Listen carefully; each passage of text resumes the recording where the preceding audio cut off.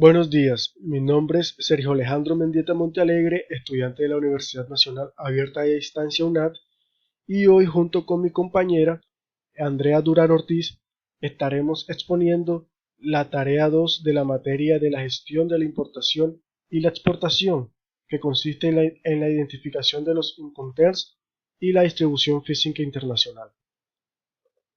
Para eso vamos a hablar sobre el primer punto, qué son los Incoterms, y registrar cada uno de los Incoterms existentes y en qué consiste cada uno de ellos.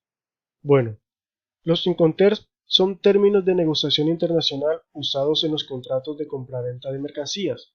Su objetivo es facilitar la operación de las transacciones de comercio internacional y establecer reglas y términos que determinen las obligaciones y derechos del comprador y vendedor. Ayudan a delimitar las obligaciones y responsabilidades entre el comprador y el vendedor en referencia al transporte utilizado, el lugar de entrega de la mercancía, además de los trámites, gastos y pagos que se deben realizar, los términos de los derechos y obligaciones de compradores y vendedores. Estos son modificables cada 10 años. Actualmente se encuentran vigentes los términos Incoterms del año 2020. En pocas palabras, estos son los términos que hay entre una negociación de un comprador y un vendedor de manera internacional. Por ejemplo, si yo quiero comprar un producto de Europa, tengo que aceptar ciertos términos para que ese producto llegue al país, a mi residencia, aquí en Colombia. Igualmente, el vendedor. Si el vendedor necesita cumplir unos términos, ya que también tiene deberes y derechos como vendedor, y los Incoterms son esos términos que nos dan esta negociación. Los Incoterms son los siguientes. En fábrica, que es la responsabilidad del vendedor poner la mercancía a disposición del comprador en su local y en el embalaje apto para el tipo de transporte. El comprador asume los gastos y riesgos desde la salida de la fábrica hasta el destino.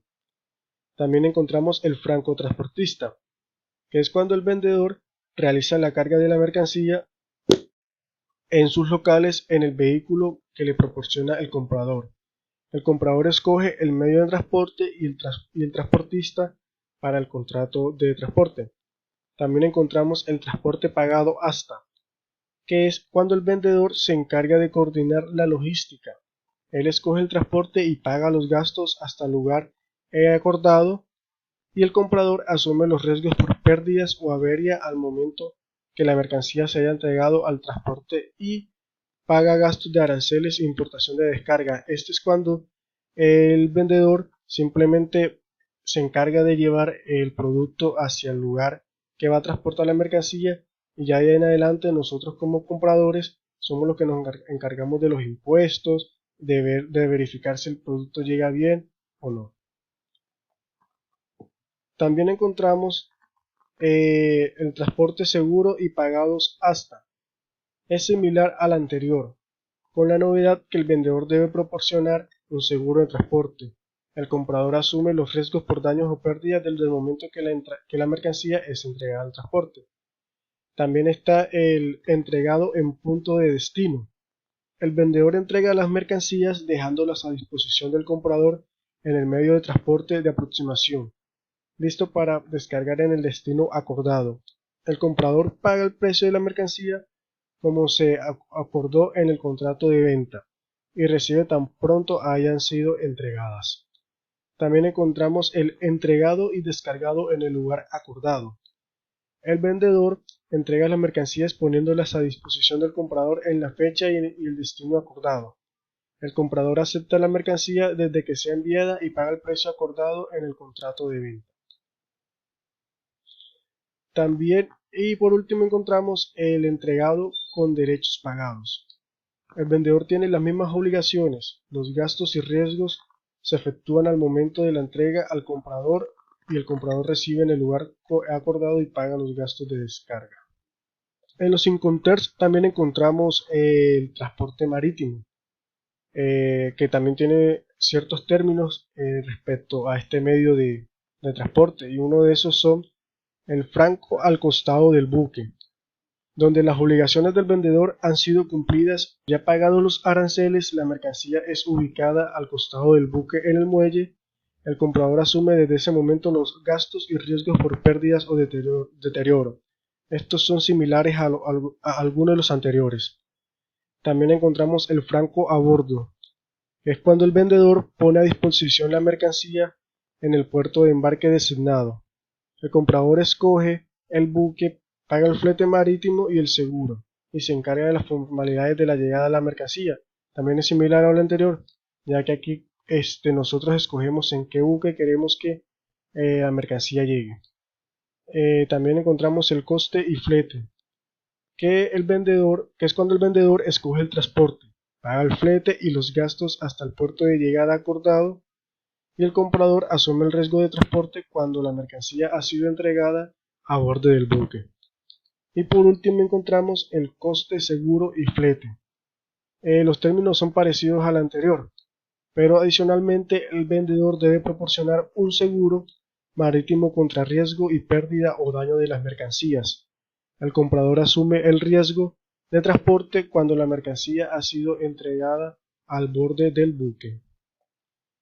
Y también en estos Incoterms encontramos las leyes que rigen en los contratos, y estas son 4.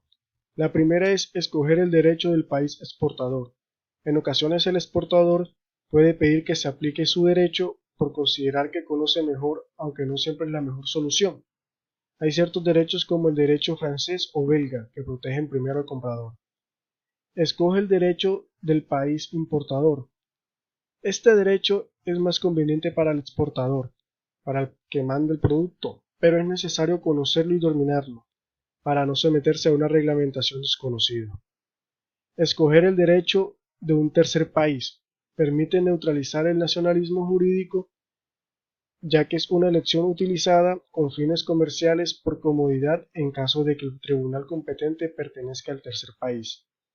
Y por último encontramos el derecho suizo, que es más recomendado para el exportador, ya que tiene la ventaja de pertenecer a un estado neutro, lo que es conveniente para ambas partes en el proceso de negociación comercial.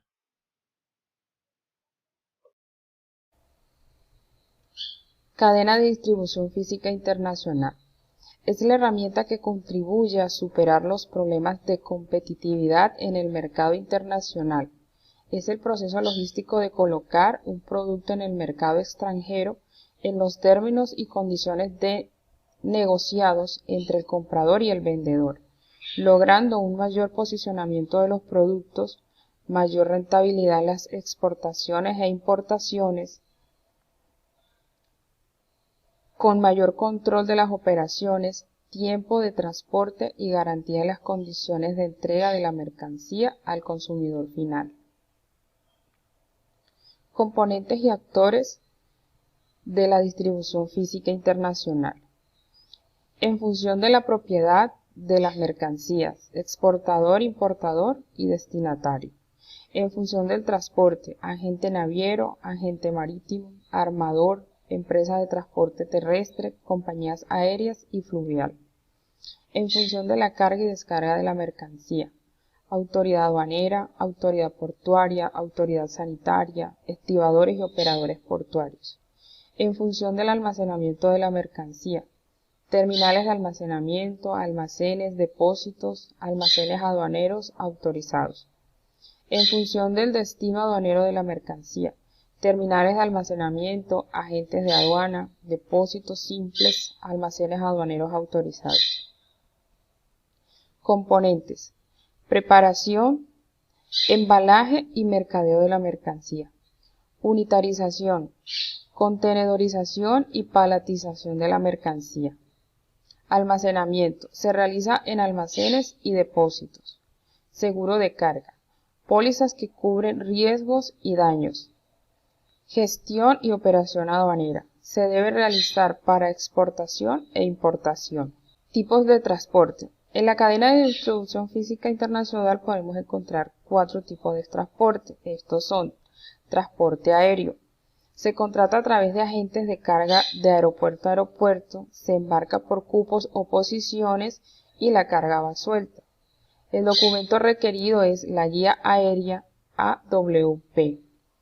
Ventajas: es seguro, rápido, confiable y tiene menos costos en seguros. Desventajas: la capacidad de transporte es limitada, el transporte es el más costoso, tiene restricción para productos peligrosos. Transporte marítimo. Se aplica para vías marítimas navegables y navegación interior como ríos o lagos. Se contrata puerto a puerto por medio de agentes de carga. Se embarca la carga en contenedores especializados. El documento requerido es conocimiento del embarque BL. Ventaja: transporta grandes cantidades en masa. Especialización de buques. No tiene restricción para productos peligrosos. Desventaja: seguros y embalajes más costosos. Baja velocidad. Riesgo de saqueo y deterioro de la mercancía. Y adicionalmente tiene costos portuarios. Transporte por carretera. Transporte por carreteras y vías. Se contrata puerta a puerta por medio de agentes de carga en contenedores especializados de acuerdo a sus características. De acuerdo a la distancia puede ser más económico que el aéreo, pero más costoso que el marítimo. El documento requerido es la carta porte CMR. Transporte terrestre por tren. Bueno, aquí coloqué transporte aéreo por tren, pero es transporte terrestre por tren. Únicamente por vías férreas. Se contrata a través de agentes de carga de terminal a terminal. La carga va en contenedores especializados acorde a sus características. No tiene restricción para productos peligrosos. Es el más económico de los transportes terrestres en grandes distancias. El documento requerido es la carta porte CIM. Documentación requerida en la cadena de distribución física internacional. Factura comercial, lista de empaque, conocimiento del embarque, guía aérea, carta porte OTM, póliza de seguro, certificado de origen, licencia de exportación. Costos. Los costos, esta es la lista de costos que debe llevar. Costo del producto, cargue de transporte local, seguro local, documentación, bodegaje y embarque, agendamiento aduanero, entrega al costado del buque, transbordo, transporte principal, seguro de transporte principal, entrega en frontera, entrega a bordo, desembarque y bodegaje, arancel y la utilidad del comprador. Esta sería toda la presentación. Muchas gracias.